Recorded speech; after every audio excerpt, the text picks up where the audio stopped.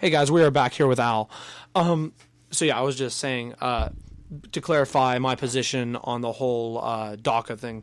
Um, there are a lot of people. I would argue that Hispanic people that come over here are more hardworking than some of the people that are already over here. It just when it comes to Central American countries and the violence that there is, we do need to be careful when it comes to vetting those people in. But I mean, we should also be careful because we spend a lot of money on that, and maybe there are things that we could put our money towards that would be better, or just limit that. I don't know exactly the right way to handle that, but something does need to be done, but we need to be very careful at the same time.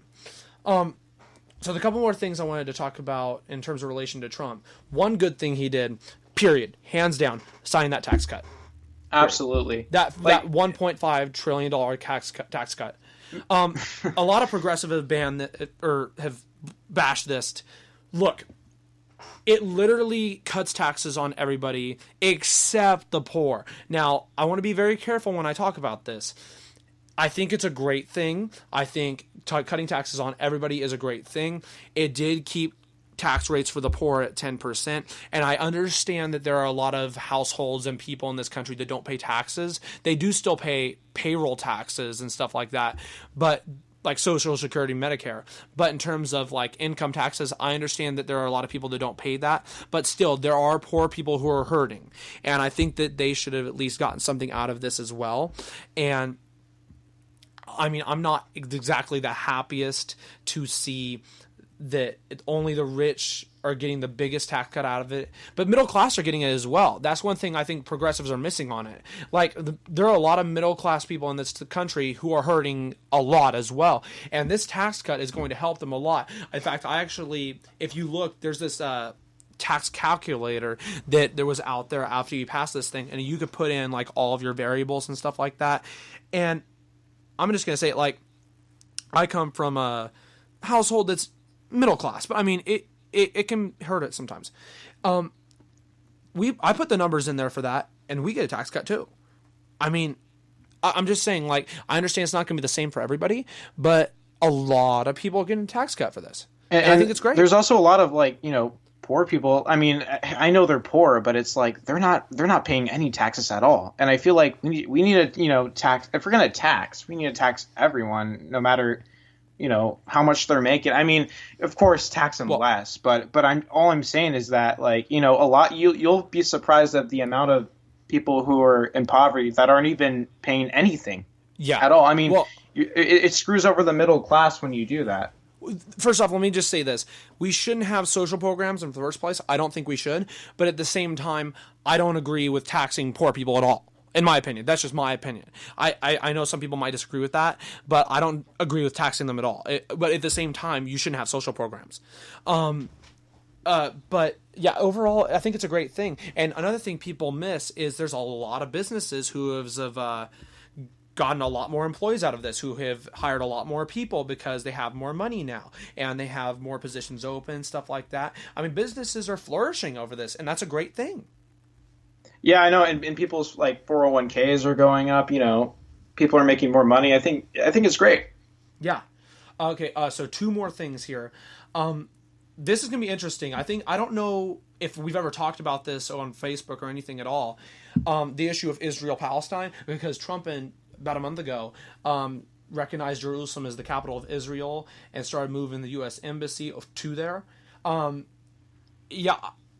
off, I just want to get your opinion on the whole Israel-Gaza conflict, and then what you think about Trump doing this. Like, what are your thoughts on all of that in general? Well, for the Israel and Palestine thing, I'd say I'm like, I don't care. Like, I don't care enough for the U.S. to get involved and for our tax dollars to go there. Like, I feel like we should just stay out of it. But if you ask me, like, who would I rather support, it'd be Israel, because they create a more, like, liberal and free society there, and, they're more democratic than, the Sharia law, run Palestine.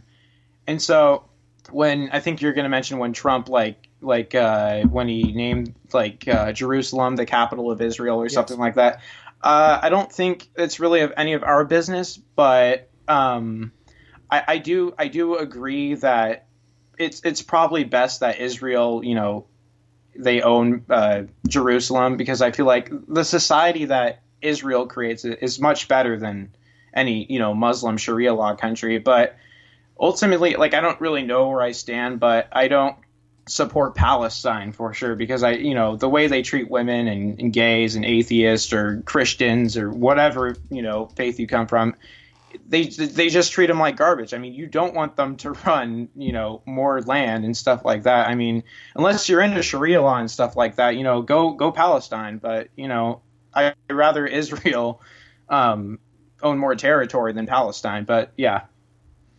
Yeah, no, I mean, I think I agree with you for the most part in terms that we should just stay out of that conflict in general. We shouldn't, give any foreign aid to Israel, in my opinion. I don't think that we should be involved with it at all. Both sides are awful, period. Don't get me wrong on that. I would disagree with you, I think, a little bit on it. Just based off the fact that there have been many illegal settlements that have been created by Israel over the past few years in that region. And the fact that also, at least in 2014, Israel, and this has to do obviously with Hamas's violence as well, but Israel killed more Palestinians in that year than any year since 1967.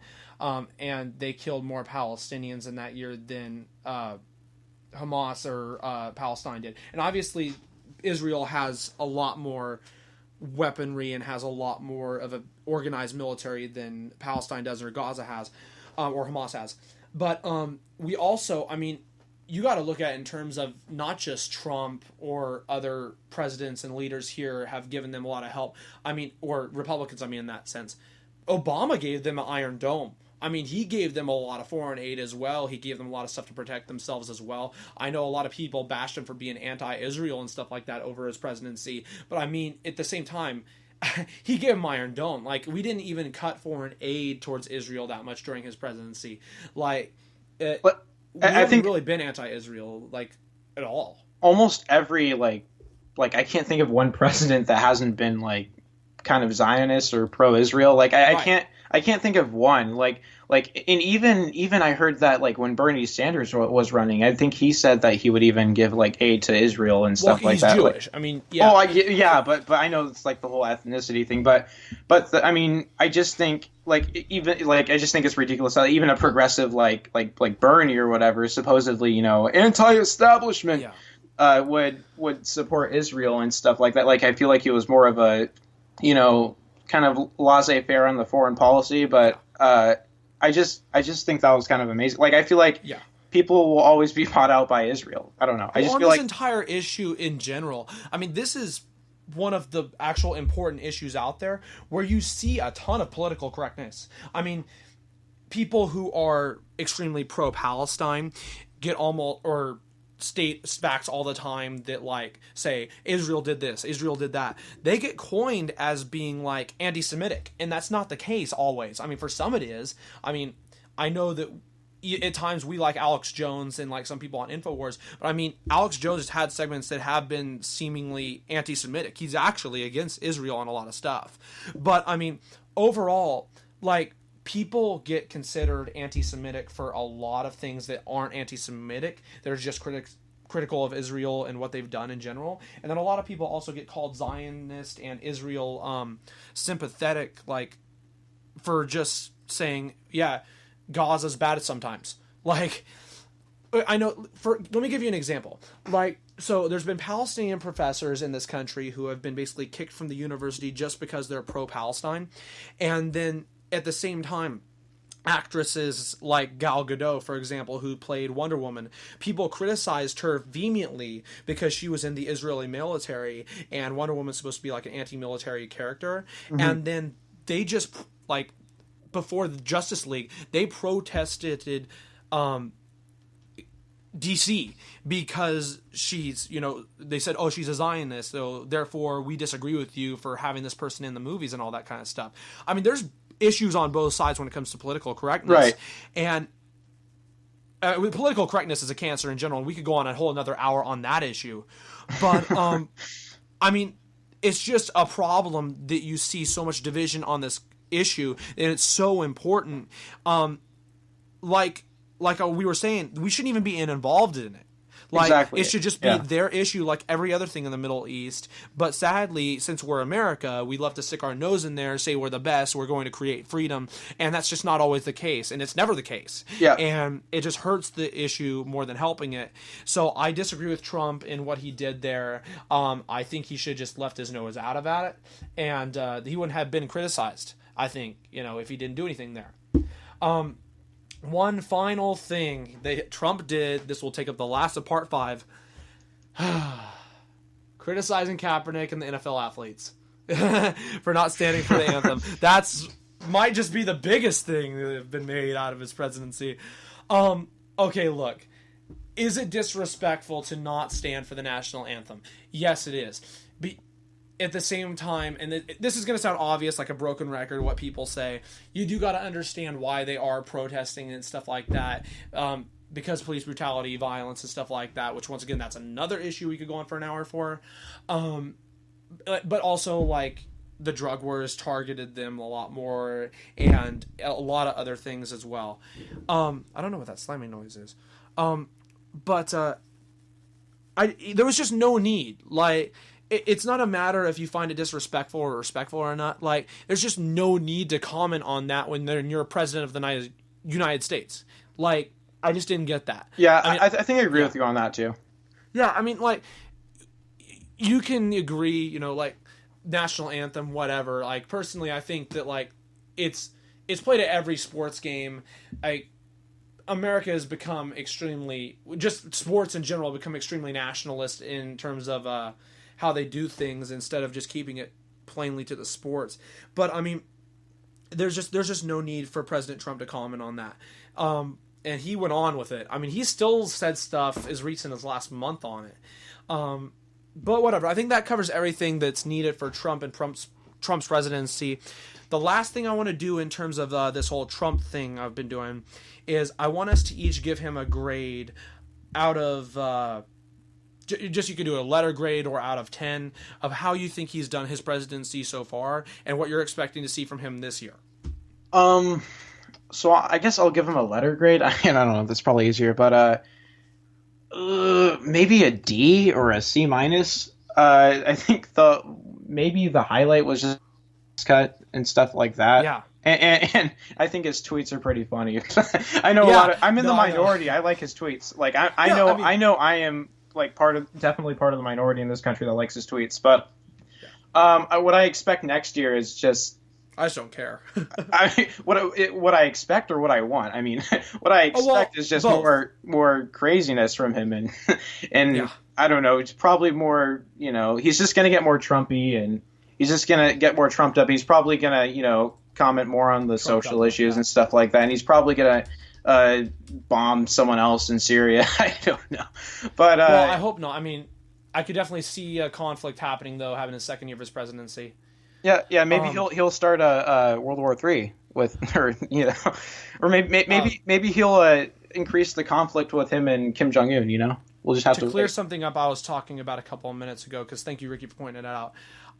When I said that Wonder Woman is supposed to be anti-military, I didn't mean that. I meant that, like, in terms of everything being like all man, everything's all created by man and stuff like that. Her character is supposed to be against that, and that's what you see in terms of wars, because war is created almost like by man and stuff like that. There's obviously all the woman and stuff like that, and Wonder Woman who are fighting back against everything, and I get that. So I didn't mean to say anti-war necessarily. What I meant to say is like everything like by man and everything, like stuff like that. People have criticized her on that. If you actually look it up, like I have to find a source and copy it and put it in here. But there's been a lot of stuff that people have talked about on that. But anyway, so you gave me your letter grade on it, Al. So first, before I give you my letter grade, let me just say what I'm looking for here in his presidency. I would love to see him do more stuff that is actually more like capitalist and stuff like that. And that's another thing. Obviously, the stock market is at a record high, which is great. But I think we should also